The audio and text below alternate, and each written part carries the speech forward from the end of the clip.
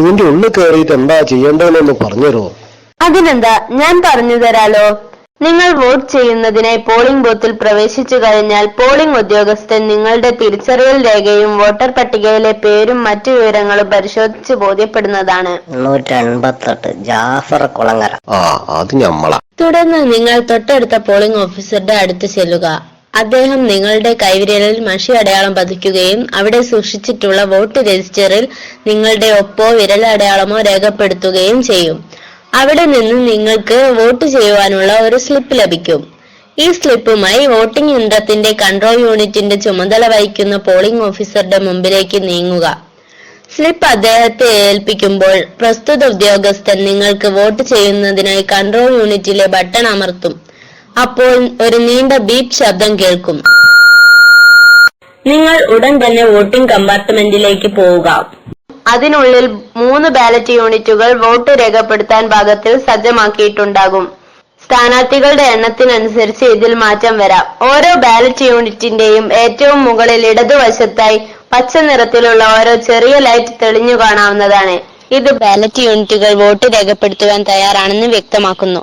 നിങ്ങൾ ഗ്രാമപഞ്ചായത്ത്, ബ്ലോക്ക് പഞ്ചായത്ത്, ജില്ലാ പഞ്ചായത്ത് എന്നീ തലങ്ങളിലേക്ക് ഓരോ വോട്ട് വീതം ആകെ 3 വോട്ടുകളാണ് രേഖപ്പെടുത്തേണ്ടത്. വോട്ടിംഗ് കമ്പാർട്ട്മെന്റിൽ വെച്ചിട്ടുള്ള 3 യൂണിറ്റുകൾ ഗ്രാമപഞ്ചായത്ത്, ബ്ലോക്ക് പഞ്ചായത്ത്, ജില്ലാ പഞ്ചായത്ത് എന്നീ ക്രമത്തിലാണ് സജ്ജീകരിച്ചിരിക്കുന്നത്. ആദ്യത്തെ ബാലറ്റ് യൂണിറ്റിൽ ഗ്രാമപഞ്ചായത്ത് വാർഡിൽ മത്സരിക്കുന്ന സ്ഥാനാർത്ഥികളുടെ പേരും അവരുടെ ചിഹ്നവും അടങ്ങുന്ന വെള്ള നിറത്തിലുള്ള ലേബൽ ആയിരിക്കും പതിച്ചിരിക്കുന്നത്. നിങ്ങൾ വോട്ട് ചെയ്യാൻ ആഗ്രഹിക്കുന്നത് ഇതിലേത് സ്ഥാനാർത്ഥിക്കാണോ ആ സ്ഥാനാർത്ഥിയുടെ ചിഹ്നത്തിന് നേരെയുള്ള ബട്ടണിൽ വിരൽ അമർത്തിയാൽ ഒരു ചെറിയ ബീപ്പ് ശബ്ദം കേൾക്കുന്നതും അതോടൊപ്പം സ്ഥാനാർത്ഥിയുടെ ചിഹ്നത്തിന് നേരെ ഒരു ചെറിയ ചുവന്ന ലൈറ്റ് പ്രകാശിക്കുന്നതുമാണ്.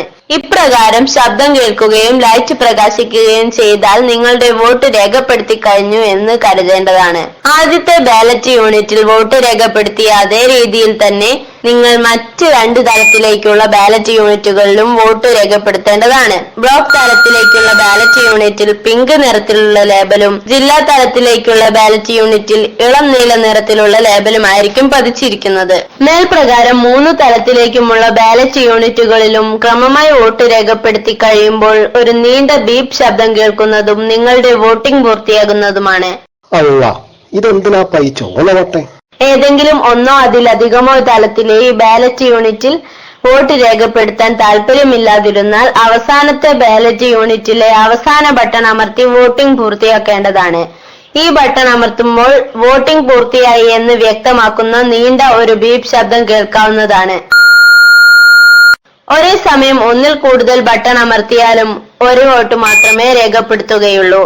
അതുപോലെ ഒന്നിൽ കൂടുതൽ തവണ ഒരേ ബട്ടണിൽ അമർത്തിയാലും ഒരു വോട്ട് മാത്രമേ രേഖപ്പെടുത്തുകയുള്ളൂ. ഭാഗികമായി മാത്രം വോട്ടുകൾ രേഖപ്പെടുത്തുമ്പോൾ യന്ത്രത്തിലെ വോട്ടിംഗ് പ്രക്രിയ പൂർത്തിയാക്കുന്നതിനു വേണ്ടി മാത്രമേ എൻഡ് ബട്ടൺ ഉപയോഗിക്കാവൂ. 3 തലത്തിലെയും വോട്ട് രേഖപ്പെടുത്തി കഴിഞ്ഞിട്ടുണ്ടെങ്കിൽ എൻഡ് ബട്ടൺ അമർത്തേണ്ട ആവശ്യമില്ല. എൻഡ് ബട്ടൺ അമർത്തി കഴിഞ്ഞാൽ ആ വോട്ടർക്ക് പിന്നീട് ആർക്കും വോട്ട് ചെയ്യുവാൻ സാധിക്കുന്നതല്ല.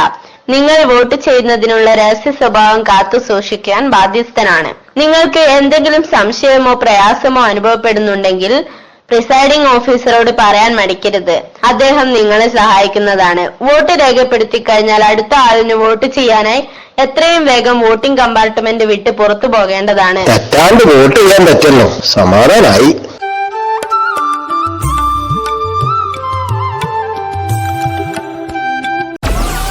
Download Moj.